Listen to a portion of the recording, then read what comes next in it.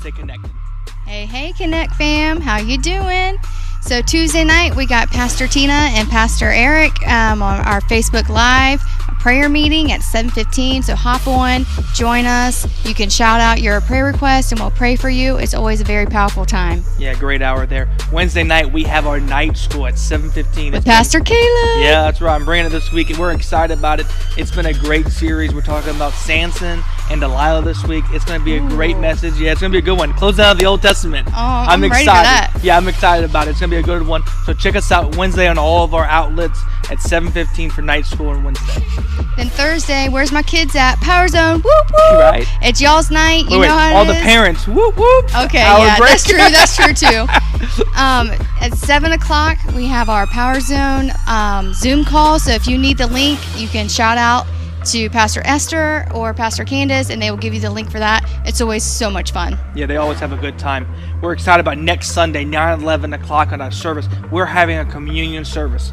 To end the series that we're on right now, the Summer Restoration, we're going to have a communion service to bring it all together. So we are so excited. If you're in person or even if you're at home, have yourself available to have a little bread and a little juice or something so that you can come with us and do communion with us on that Sunday.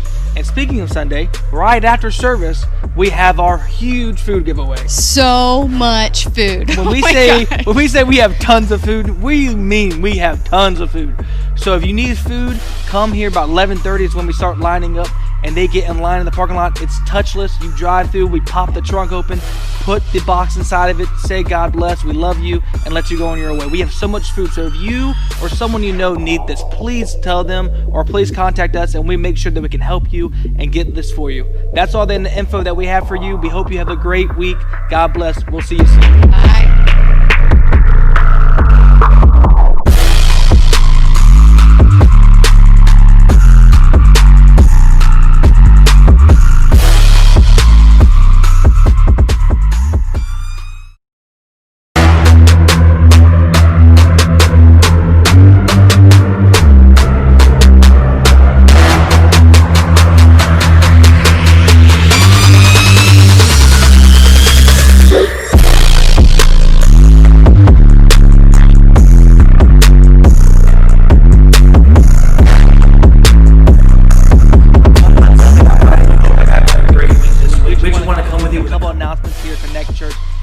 Stay connected. Hey, Connect fam, how you doing? So Tuesday night, we got Pastor Tina and Pastor Eric on our Facebook Live prayer meeting at 7:15. So hop on, join us. You can shout out your prayer request, and we'll pray for you. It's always a very powerful time. Yeah, great hour there. Wednesday night, we have our night school at 7:15. With Pastor Kayla. Yeah, that's right. I'm bringing it this week, and we're excited about it. It's been a great series. We're talking about Samson and Delilah this week. It's going to be a great message. Yeah, it's going to be a good one. Closing out of the Old Testament. Oh, I'm ready for that. Yeah, I'm excited about it. It's going to be a good one. So check us out Wednesday on all of our outlets at 7:15 for night school on Wednesday. Then Thursday, where's my kids at? Power Zone, whoop whoop. Right. It's y'all's night. You Wait, know how all it the is. parents, whoop whoop. Okay, Hour yeah, break. that's true. That's true too. At 7 o'clock, we have our Power Zone Zoom call. So if you need the link, you can shout out to Pastor Esther or Pastor Candace, and they will give you the link for that. It's always so much fun. Yeah, they always have a good time. We're excited about next Sunday, 11 o'clock on our service. We're having a communion service. To end the series that we're on right now, the Summer Restoration, we're going to have a communion service to bring it all together. So we are so excited. If you're in person or even if you're at home, have yourself available to have a little bread and a little juice or something so that you can come with us and do communion with us on that Sunday. And speaking of Sunday, right after service, we have our huge food giveaway. So much food. When we say we have tons of food, we mean we have tons of food. So if you need food, come here about 11:30 is when we start lining up, and they get in line in the parking lot. It's touchless. You drive through, we pop the trunk open, put the box inside of it, say God bless, we love you, and let you go on your way. We have so much food. So if you or someone you know need this, please tell them or please contact us, and we make sure that we can help you and get this for you. That's all the info that we have for you. We hope you have a great week. God bless. We'll see you soon. Bye.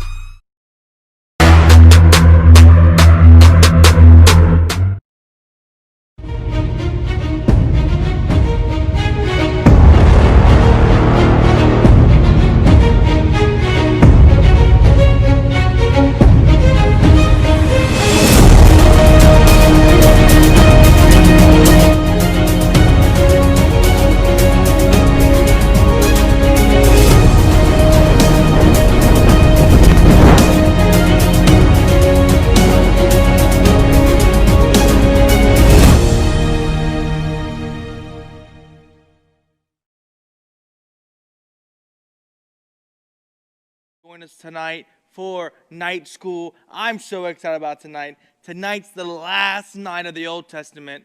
We're talking about Samson and Delilah. I have a word that I feel like the Lord's given me, and I'm super excited about it. But what I want to see is I have my phone here. Let me do this. Everybody give a shout out to Miss Morgan for helping me out with the announcement. Didn't she do a great job? She did awesome. I hope you got the announcements. I hope you were able to listen to them. If you have any questions, DM us, message us, let us know what's going on. If you have any questions for prayer, for night school, for the kids, for the food, communion this Sunday, I want to make sure I say that. Pastor wanted me to say that and make sure that I give that to y'all. If you're watching from home, communion this Sunday, we want you to be a part of that. But let me know who's watching. I see some people. I see Mary Kay's watching. Morgan's up here watching. Dallas is up here watching. My cousin Zach's up here watching. Michelle's up here. Everyone tell me, hey, what's up, Pastor Caleb? Give me a wave, give me a thumbs up, give me something so I know that you're here with me. But I'm excited about tonight because I feel like God has given me a great word for you on this old story. I was listening to Pastor Sonia Lee earlier today, and I loved the, sorry, I had to adjust the mic a little bit. I love how she talked about this story. And because Samson's one of my favorite stories, but when I dove into this, I was able to get something that I've never gotten before. And hearing other people talk about this and hearing people preach this and hearing pastors and men and women and elders and preach this story, it's been a story that's been told, like I feel like a fairy tale, a story's old as time. You know, it's one of those stories that, you know, Samson, Delilah, you know, Jonah and the whale, the ark, creation, David versus Goliath, the stories that we've been going through. I feel this shows you the stuff that we need, that the Lord shows us our favor and shows us His grace upon us.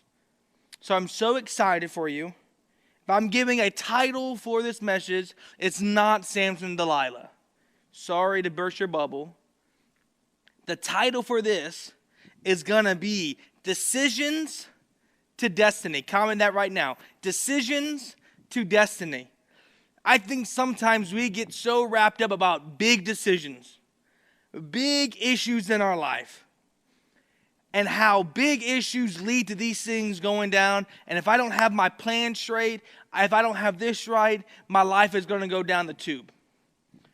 You can ask the people around me. You can ask Lauren, my girlfriend. You can ask my parents probably. You can ask them. I'm a planned person. I like to think steps ahead. I want to see the end goal in my head at least, so then I can connect the pieces to it. Because if I feel like, hey, something needs to be changed, I can change it now, so by the time it gets to that end goal, it's going to be what the end goal wants to be. So I'm here to tell you, just a small change in your life, a small decision in your life can be shaken and turned for something for your destiny. Let's dive right into it, man. I'm so excited about this. This is going to be so good. I hope you're with me. If you're with me, give me a couple likes. Let me know you're with me. I'm so excited. Let's dive in. We're going to start in. We're going to be going to a lot of verses. This is a broad story with Samson. So we're going to start in Judges chapter 13. Judges chapter 13. And so this is Samson's parents saying, who couldn't have a kid. Let me give you a little base story. Samson's parents could not have a kid. And at that time, when you have a kid or couldn't have a kid, they think that was like a mark from God saying there's something wrong with it. It's in the, not from what God was saying, but the people around that culture really thought if you're being barren, something happened to you and something happened to your husband or to, you know, in your relationship where something was wrong and it was a punishment from God. But as we know, that's not realistic. But in this situation, they were barren, could not have a kid. So in Judges 13, verse 24, it says, the woman gave birth to a boy and named him Samson. He was supposed to be a Nazarite, someone who doesn't touch anything dead, someone who doesn't drink wine, and someone that doesn't, or alcohol, and someone who doesn't cut their hair, as a rule of a Nazarite. Okay? He was to be a Nazarite. He grew, and the Lord blessed him. And listen to this last part. And the Spirit of the Lord began to stir in him. Okay? the Spirit of the Lord began to stir in him. Samson didn't just grow physically, he grew spiritually. As much as we don't understand maybe, but this child was chosen by God. If you want to talk about a comparison, an angel of the Lord came to this parent. These parents, just like the angel of the Lord came to Mary and Joseph and had a blessing for Jesus coming out of that. So there's a comparison where these people came from the angel of the Lord and then Samson happened. So a miracle happened from the get-go, okay? So we talk about Samson getting this thing. Everything was going according to plan. The parents asked the questions to the angel of the Lord when it came upon him and said, so what can I do with this son? What am I supposed to do with him? How am I supposed to handle him? And he just gave him the 3 rules. He's a Nazirite. Don't cut his hair. Don't let him touch anything dead. Don't drink any alcohol. Only rules they gave him. So, in their head, they had a plan. Everything was going according to plan until we jumped into chapter 14. Chapter 14, verses 1 through 3. This is where we're going to start talking about it. Every small decision affects the future of your destiny. Let's read these scriptures real quick. It says, verse 1, Samson went down to the city and saw there was a very young, beautiful Philistine woman. When he returned, he went to his father and mother and said, I have seen a Philistine woman in the city. Now get her for me as my wife. So if you don't know, Samson was a judge for Israel. He was supposed to be basically their hero. And the person I always compared Samson to in my head was Hercules. Because as you hear the story goes on, you'll see why I did that as a kid. But even more so as I grow up, I can feel and see why or how people might get that comparison or the story of Hercules. Because Samson seemed bigger than the world. But Samson was also the hero for Israel. He was supposed to be the one that saved them out of captivity from the Philistines and get them away from them. But now, right now, he is looking with his eyes and won a Philistine woman as his wife. Let's jump back into it. It says, his father and mother replied, isn't there any acceptable woman among your relatives or among our people, our own people? Must you go to this uncircumcised Philistine to get a wife? But Samson said to his father, get her for me. She is the one for me. She is the one for me. So let's talk about this. This isn't Delilah, okay? This isn't the girl that everyone talks about in this story. This is not Samson and Delilah. This is another girl, we don't even get her name. But Samson sees her with these things and realizes, hey, she's a baddie. I gotta have her. She's hot. I think she's beautiful. Hey, yo, Dad, that's my wife. Telling her, his dad, even after both of his parents show caution to him, he said, nope, go get her. That's who I want my wife to be. And it's funny how this terrible decision, this dumb decision by Samson, really affects the rest of Samson's timeline. And this is the part where I really had a different mindset and different thought process and a different revelation of this story was from this point on. Samson was sitting there talking to his parents, saying, this is who I want to be, who I want to be with. And it was a Philistine, the person he was supposed to save his people from. So he was walking to the person or to the people that he was supposed to be saving them from. Do you hear that? He is walking to the people that he was supposed to deliver the Israelites from. A decision that threatened the destiny of Israel. Realize how heavy that is. This situation, him choosing this wife, would effectively hurt the legacy, hurt the destiny of Israel. But the thing is, though, That's how his parents thought. His parents had a plan. His parents thought he needed to be somebody in our group, in our country, in our city. That was the plan of his parents. And let me just tell you how powerful parentheses are. We're going to jump to verse 4 in chapter 3, or chapter 14, I'm sorry. Verse 4. Let me just tell you power of parentheses. I have a teacher in my life now, okay? She teaches for a living. But let me just tell you what a parentheses is. A parentheses is something that's not needed. A sentence is whole without the parentheses. But the parentheses is something that the author thinks you should know. Come on. The parentheses is something that the author thinks you need to know. Sometimes you don't know what's going on in your life. Sometimes you don't think this little decision right now is going to affect my destiny. You don't think if I take a left step here instead of a right step here, what my 10-year plan is going to change. These parents did not realize. If we read verse 4, it says, his parents did not know that this was from the Lord, who was seeking an occasion to confront the Philistines. For at this time they were ruling over Israel. Let me read this one more time so you know. Samuel, the author of this book, knew this after what happened. And his parents did not realize this is what it was. So the author of this story wanted to give you information that you needed to know about the circumstance.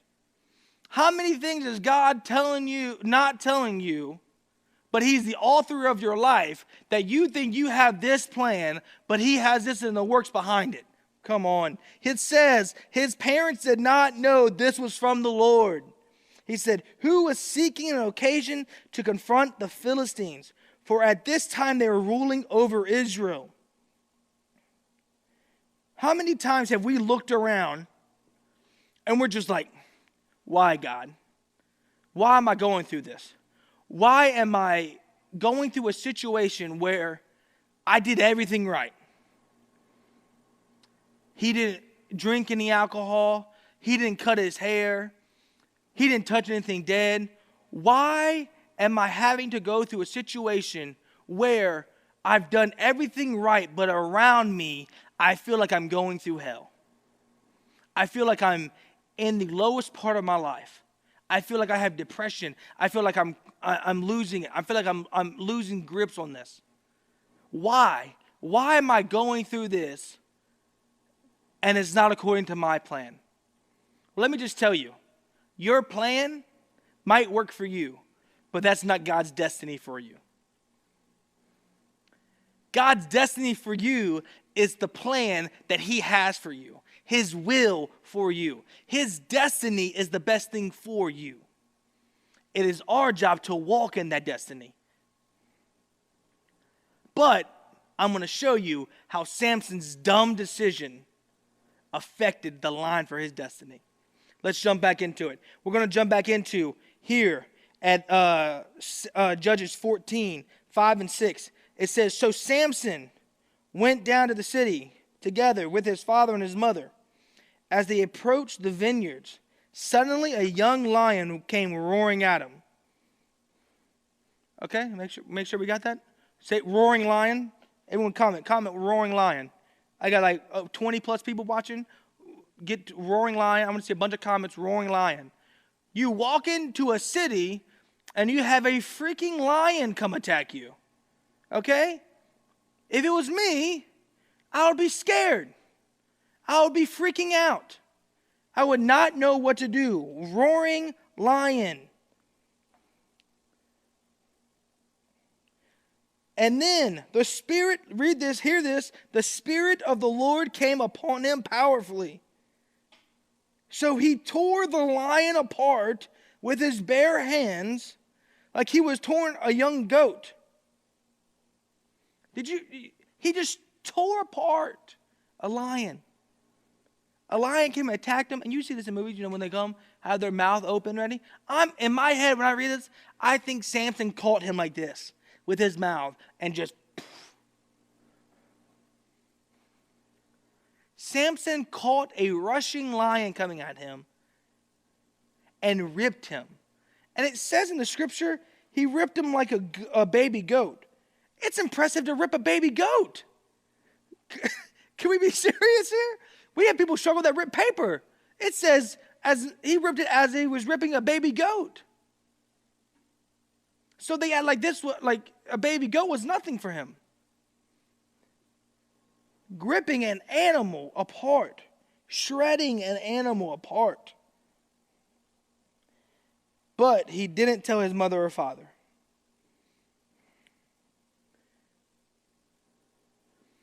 So on the way to get his wife, a lion comes and attacks him. A lion comes to him and tries to change what his future is. Tries to make something happen. And to me, in my notes, I put down the side, this is where Samson becomes a savage. Because to me, the decision to marry this woman takes him down the road of what we're about to see, where he absolutely destroys people. And he becomes a savage. And you're going to be like, oh, that's not Christian-like. That's not all this kind of stuff. Well, let me take you back. Let me make sure you heard this. In verse 4 of chapter 14, it says, his parents did not know that this was from the Lord, who was seeking an occasion to affront the Philistines, for at this time they were ruling over Israel. So God was using the opportunity, God was using the occasion to use his mighty weapon of Samson versus the Philistines. Man, this gets me excited. I don't know about y'all, but I get excited about this. So then, in verse 14, chapter 14, verse 12, Samson's going to his wedding. Samson's there. He's meeting with the family, meeting with these the men at the thing, and he says, he walked up to him and says, I got a riddle for you. It's to 30 men, and he said, if you get it right, I'll give you 30 clothes, 30 pieces of 30 outfits. But if you don't get it right, you got to give me 30 outfits. Okay? So this is what Samson said to him. Samson said, let me tell you a riddle. If you can give me an answer within 7 days of this feast, I'll give you 30 linen garments. And if not, you have to give me. So they said, let me hear the riddle. He said, out of the eater, something to eat. Out of the strong, something sweet. For 3 days, they did not give him an answer. So during this wedding, when he's getting to this woman that he wasn't supposed to marry, that wasn't Delilah, he challenged his guys. Because Samson knew who he was. So he challenged them and says, let me give you a riddle. If you get it, then I'll give you these clothes. If not, you got to give me these clothes. Samson knew what he was doing because Samson knew they wouldn't get the answer. Because the riddle is what Samson just did. So they get to Samson's soon-to-be wife and say, if you don't tell Samson to give us the answer, or if you don't give us the answer, we're going to come burn down your family's house, burn down you and your family, and basically just murder them. Because they didn't want to give Samson 30 clothes. So, this is what he says to them. On Judges 14:17, it says, so on the 7th day he finally told her, because she continually pressed on him. She turned and explained the riddle to her people. Before the sun set on the 7th day, the men of the town came to him. What is sweeter than honey? What is stronger than a lion? Samson said, if you have not plowed with my heifer, you would have not have solved my riddle. I'm going to come over here and read this one. So read this next scripture so you understand what's going on. It says, he went down to a city. Okay? He went down to a city and he killed 30 guys. He killed 30 men, took their clothes off of them, and brought them back to the 30 guys. But Samson, one of those guys, is like, okay, you outsmarted me on this because you went to my heifer, I believe is the word he used. And he says, you might outsmart them, but I will not forgive this. So this is what I want you to read. It's Judges 15, verses 4 and 5, okay? It says, so he went out and caught 300 foxes. First of all, by itself, that's impressive. Have we not seen a fox running around and they fly like lightning? So he caught 300 of them, tied them to their tail to tail in pairs.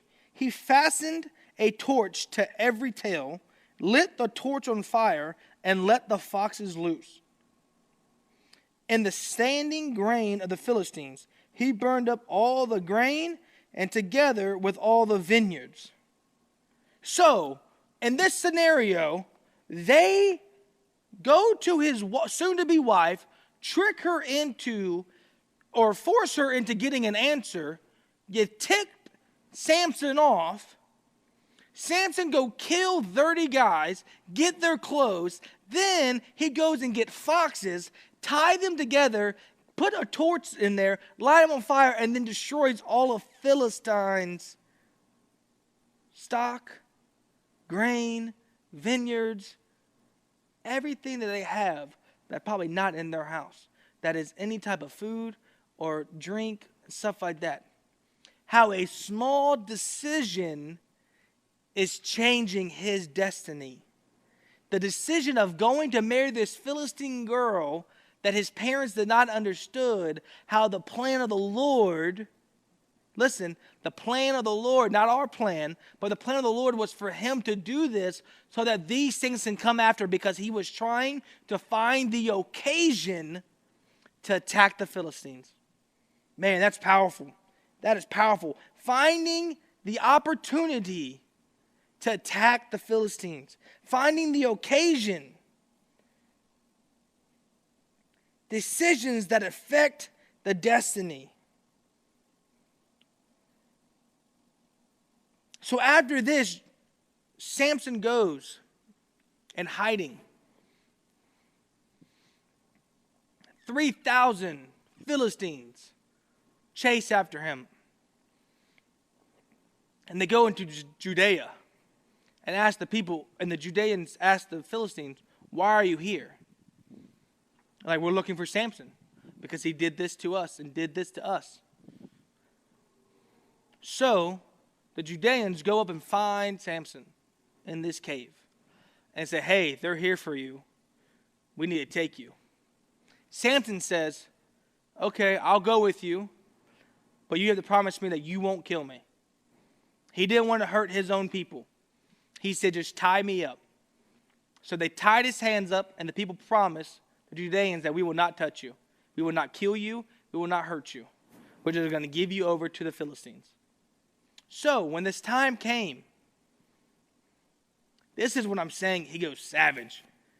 Because my man gets to them, breaks out of the ropes, grabs a donkey's jawbone, and kills 1,000 of the 3,000. Okay, that's a third of the Philistines. He grabs a jawbone of a donkey. Okay, we all have seen a donkey. Their head maybe a foot, maybe a foot and a half. He grabs just the jawbone, okay, and goes absolutely ham and kill 1,000 people.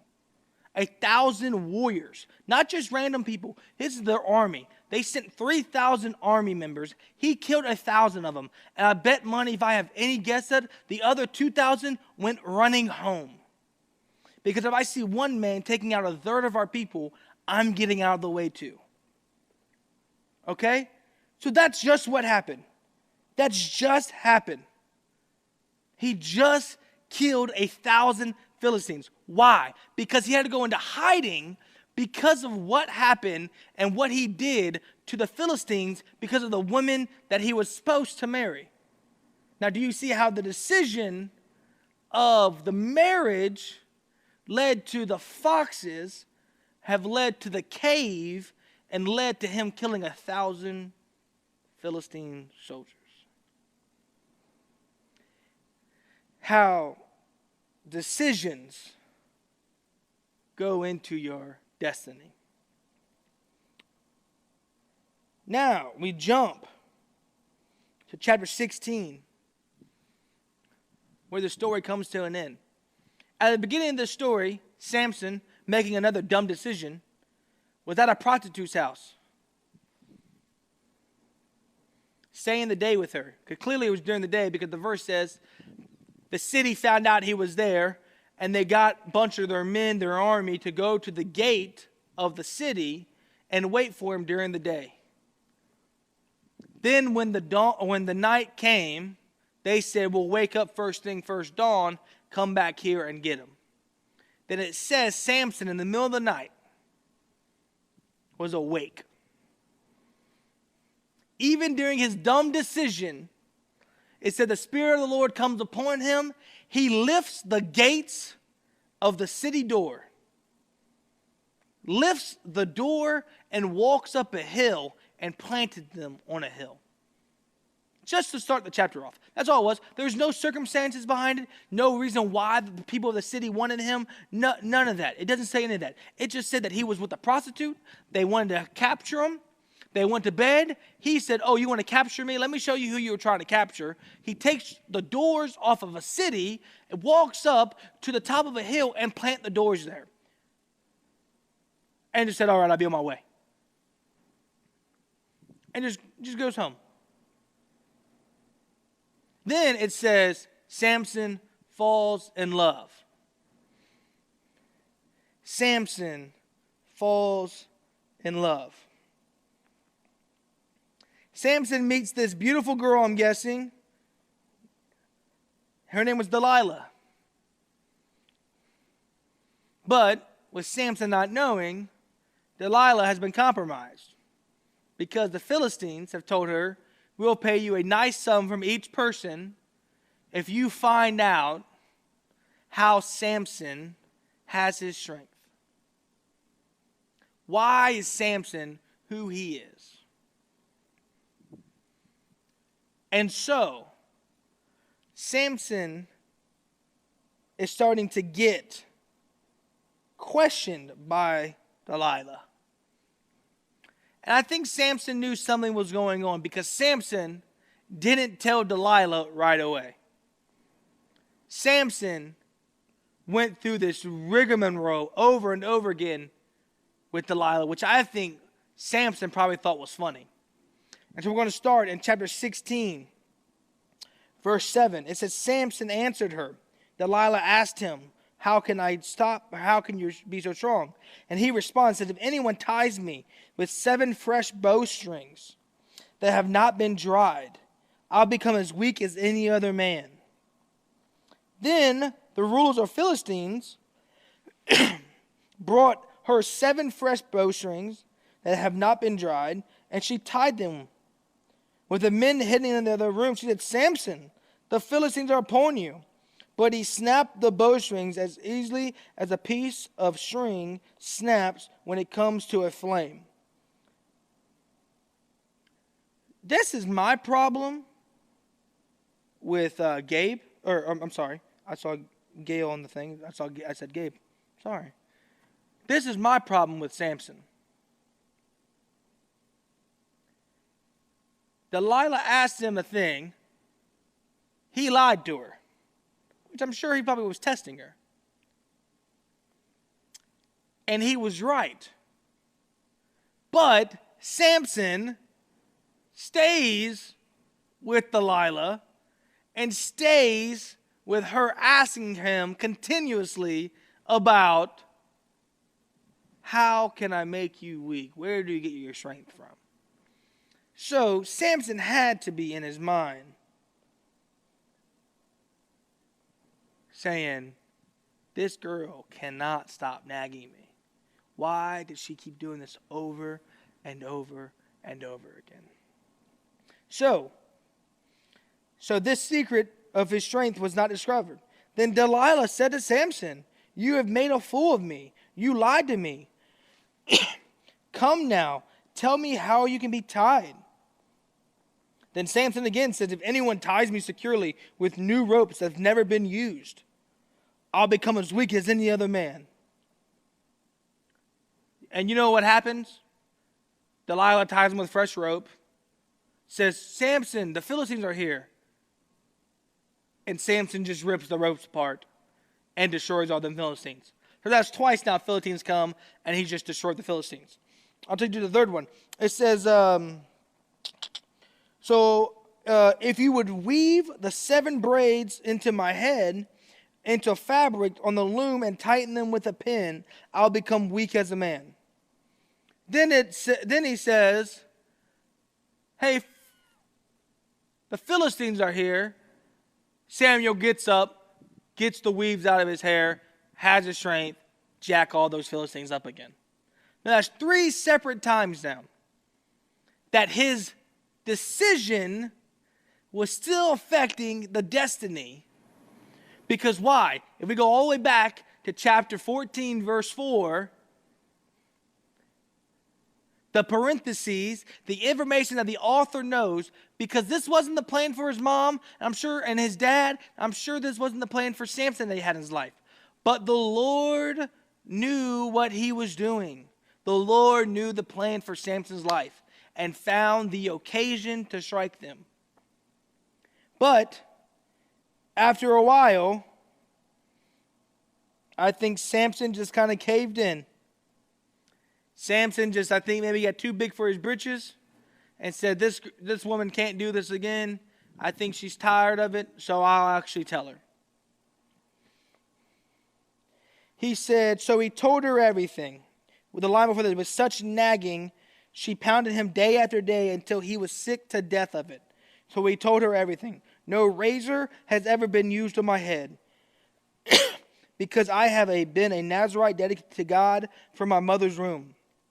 If my head was shaved, my strength would leave me, and I'll become weak as any other man. When Delilah saw this and heard this, she knew he was telling the truth. Then she sent for the Philistines, said, "Come back once more. He has told me everything." So the rulers of the Philistines came back with the silvers in their hands.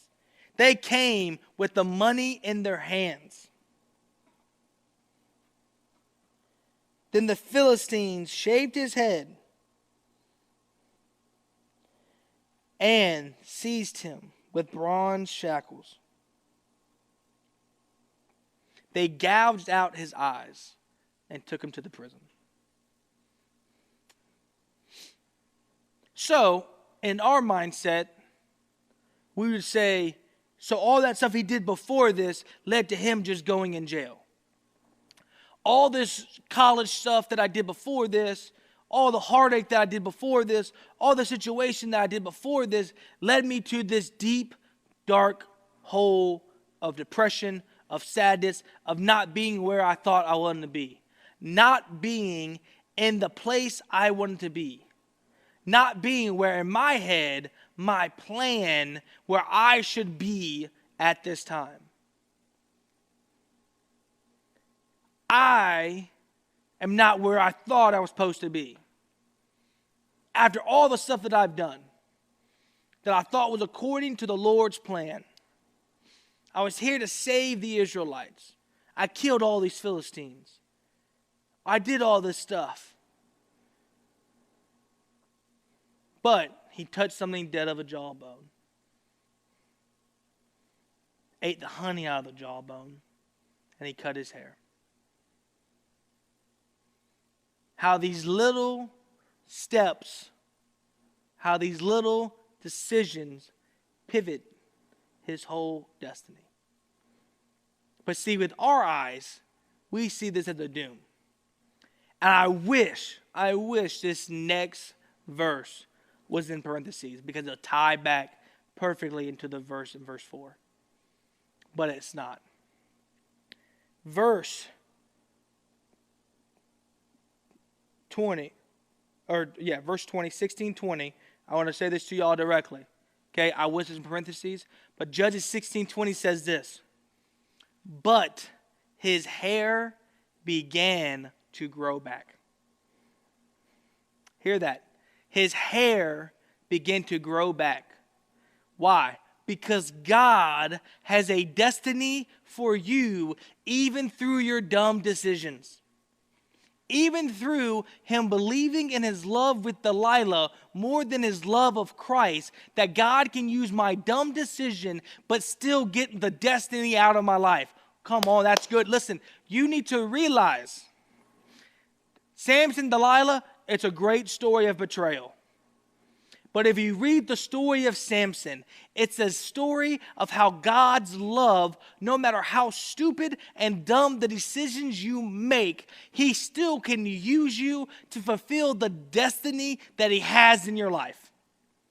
He can still get you from point A to point Z, but it might not be your alphabet that you go through. It's going to be his alphabet that you go through. It might not be your 10-step plan. It's going to be his 10-step plan. Why? Because he is looking out for you and for the good of the destiny and the good of his calling and purpose in your life. Man, this is good. I'm talking to myself. I'm preaching to myself, and I have no problem doing it. Because there's been time in my life that I have doubted the call and the will and the plan that God has had in my life. Because my plan didn't happen. My thoughts didn't come true. My situation broke down and I had no answers and I had no idea why, but I was doing everything right in my eyes. Doing everything right in my eyes. Doing every plan that I thought that I should do. Do every step that I thought it could happen.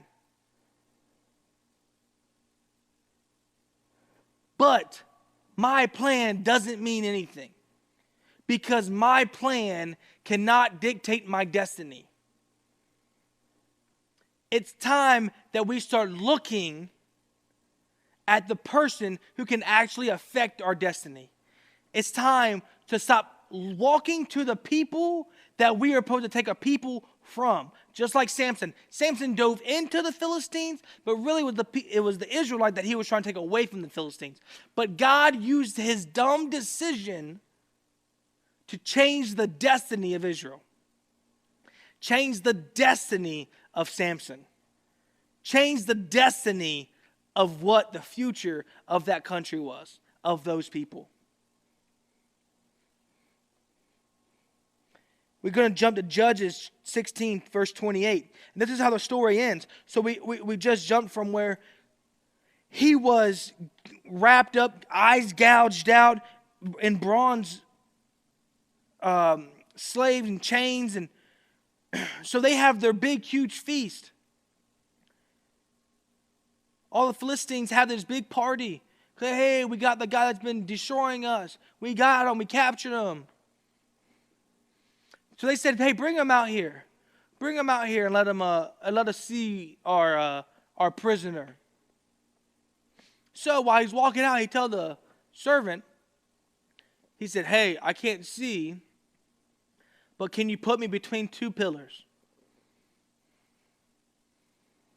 Can you put me against two strong pillars? Can you put me against two things in my life that I might need to lean upon and shake a little bit? Man, this is good. It says, verse 28, then Samson prayed to the Lord. He said, Sovereign Lord, remember me. Please, God, strengthen me just one more time. Let me, with one blow, get revenge on my Philistines for my two eyes. Then Samson reached toward the two pillars, which stood in front of him, bracing himself against them, his right hand on one, his left hand on the other. Samson said, let me die with the Philistines. Then he pushed with all of his might. Why? Because his hair started to grow back, which means his strength began to come back. Then he remembered who the person who gave him his strength was. So then he asked the guy, hey, God, can you give me strength one more time so that I can end more Philistines than ever before, that I might live out the destiny that you put before me because of the decisions that I've made had led me here. And it says, then he pushed with all of his might, and down came the temple on the rulers and all the people on it. Hear this last line. Thus he killed more people when he died than when he ever lived. So through all the things Samson went through the first wedding, through the foxes, through the cave, through the 1,000 men with a jawbone, through Delilah and all the times of her trying to get his strength away, I want to give you some confidence and tell you, through all the dumb decisions Samson did, his hair began to grow back. And what else grew back inside of him, was his strength. Because he realized who he was and he realized who his strength came from. Let me just tell you, whatever the two pillars in your life that are holding you back, you are chained for, God is trying to give you the ability to press down, break those pillars in your life, and kill everything out of your life more than you've ever killed before. Why? Because his grace is efficient.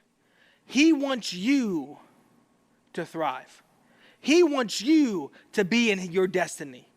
Doesn't matter what dumb decision we make. Doesn't matter what in the Bible, what verses, what anything. Whatever decision you have made.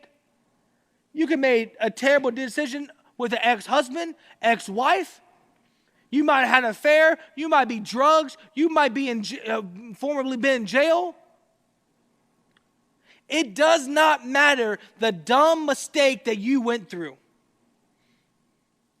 It does not matter. Why? Because God can use your dumb situation, your dumb mistake, to make your dumb decision into your destiny still. And that's not me trying to call you dumb. This is me just trying to be real with you. Because I've made dumb decisions. But somehow, out of my dumb decision, God has gotten me back to the destiny and on the road to the destiny that I know He has called for my life. Man, I am feeling this and I hope you are. I don't know. I can't tell you what you've been through. I can't tell you what dumb decision you made. But let me just tell you, it does not matter what that decision was. Your destiny still can happen in Christ. During this whole situation, Samson went and slept with a prostitute. But then still carried a gate to the top of a hill. He lied to his Delilah about his things to kill more Philistines. Doesn't matter your dumb decision. The dumb decision of him beginning to look at a Philistine woman at the very beginning led him down the road to his last breath of him killing more Philistines than ever, because that was the destiny that God put on him as a judge of Israel for 22 years.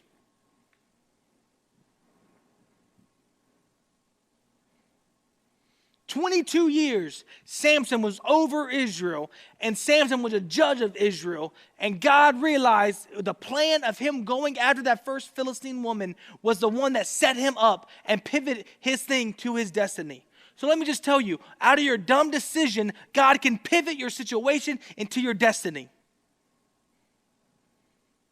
Man, I don't know what you're going through, but right now I just pray, God, whatever the situation is, God, whatever their pillars are in their life, God, whatever strongholds are in their life, God, I'm saying to you right now, you can shake off these things, God. You can make our dumb decision the way to our destiny, God.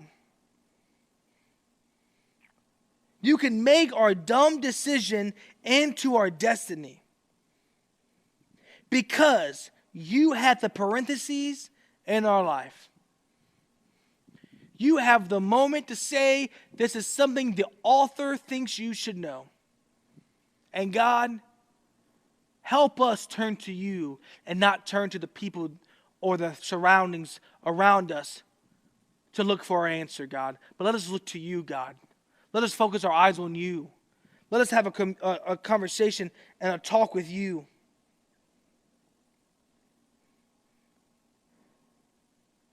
God, let us focus on you.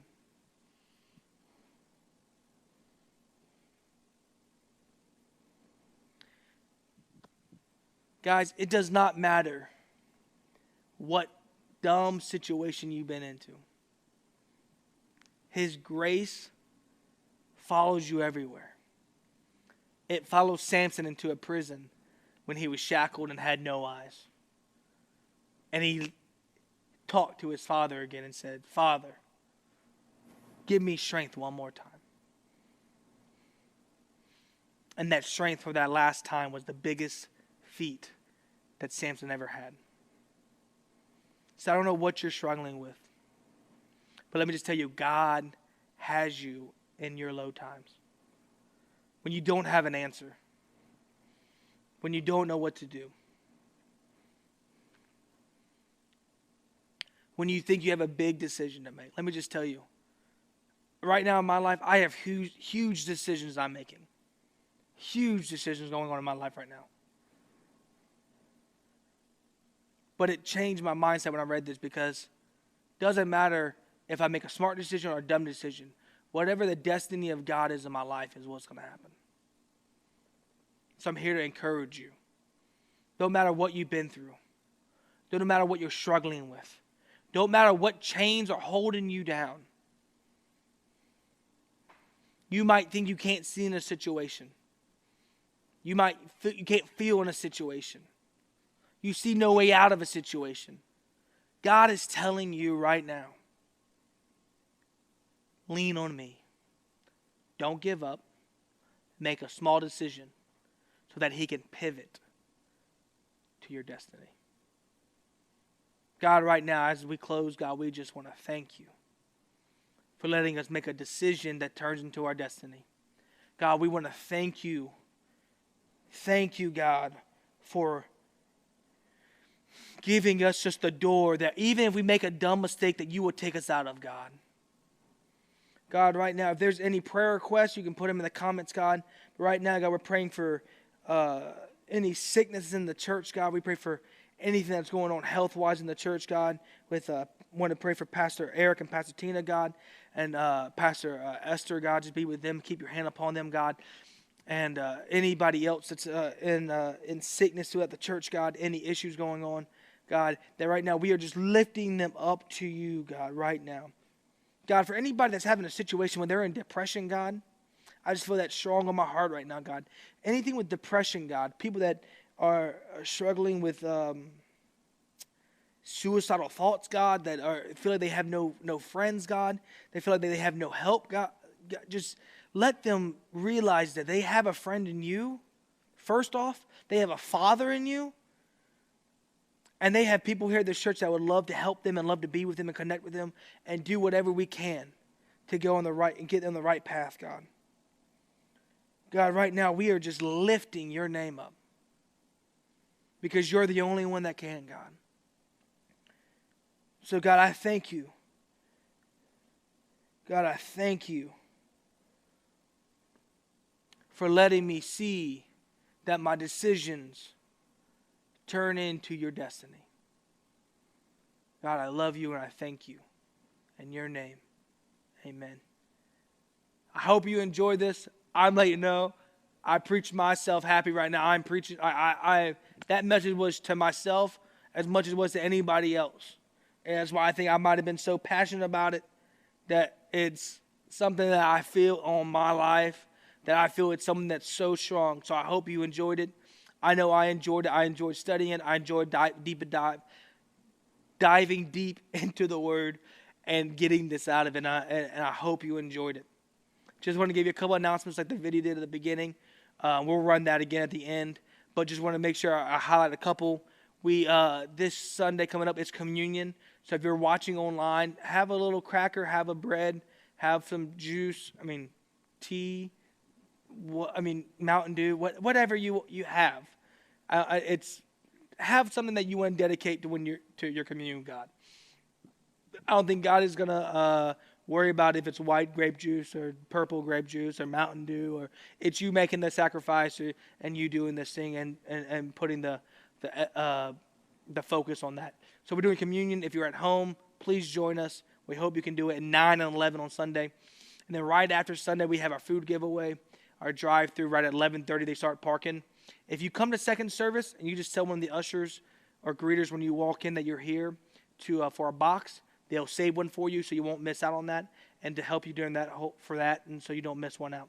So if you want to come out, be here at 11:30. My man Sam is going to run the video announcement here, but I want to say thank you so much. I had a great time. Hope you're enjoying this night school. This is the last week of the Old Testament. We're jumping into the New Testament, but next week we're having a special edition of night school where Pastor Mark's coming and going to be talking about vision. If you watch any service, any night school, next Wednesday is the one you want to watch, because Pastor Mark is talking about vision for this church.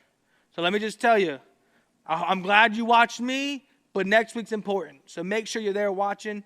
And I got people laughing at my Mountain Dew. Hey, listen, whatever the Lord, there's scripture that supports Mountain Dew, the dew from the mountains. Come on, guys.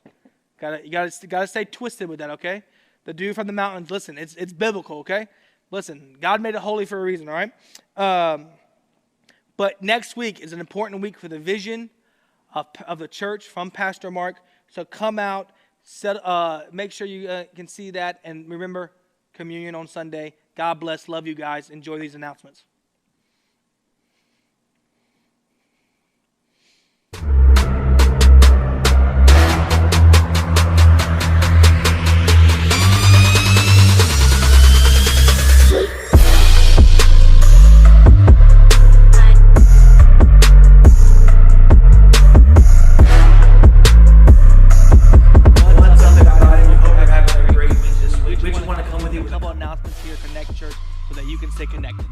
Hey, Connect fam, how you doing? So Tuesday night, we got Pastor Tina and Pastor Eric. Okay, we had to make an interruption, all right? I made a mistake. I forgot to do one thing. I need you to do tithe and offering. That was my fault, my bad. Rookie. I usually have somebody else here, but it's just me and Sammy tonight, and Lauren's over there in the corner. But the production-wise, it's me and Sammy. So I didn't think about it, and Sam said as soon as I went to the announcements, hey, you forgot to do offering. Guess what? We're doing offering. Right now, I've got 3 ways to give: text to give, Cash App, or you can go to the website, connectchurch757.com. The Cash App is the money sign, connectchurch757, or the text to give number Sam is going to put in the comments right now. And so then that will be there, so you can click on that number, text to give, real easy, all safe and secure, and it's easy. And another thing I want to say, I didn't say this either, go to our Facebook, go to our Instagram, go to our YouTube, like us on Facebook, follow us on Instagram, subscribe to us on YouTube, because it's a way we put context out, you know that we're putting stuff out. And if you hit the bell on Facebook or you turn the notifications on Instagram, same thing for YouTube. Whenever we put something out, you'll get a notification, so you'll be right alert with all of us. Love you guys. We're going to try this again. Here's the announcements. We love you guys. See you later.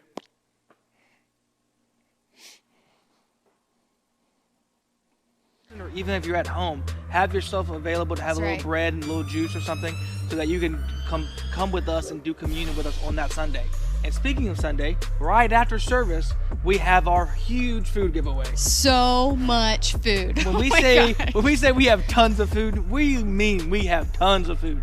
So if you need food, come here about 11:30 is when we start lining up, and they get in line in the parking lot. It's touchless. You drive through, we pop the trunk open, put the box inside of it, say God bless, we love you, and let you go on your way. We have so much food, so if you or someone you know need this, please tell them, or please contact us, and we make sure that we can help you and get this for you. That's all the info that we have for you. We hope you have a great week.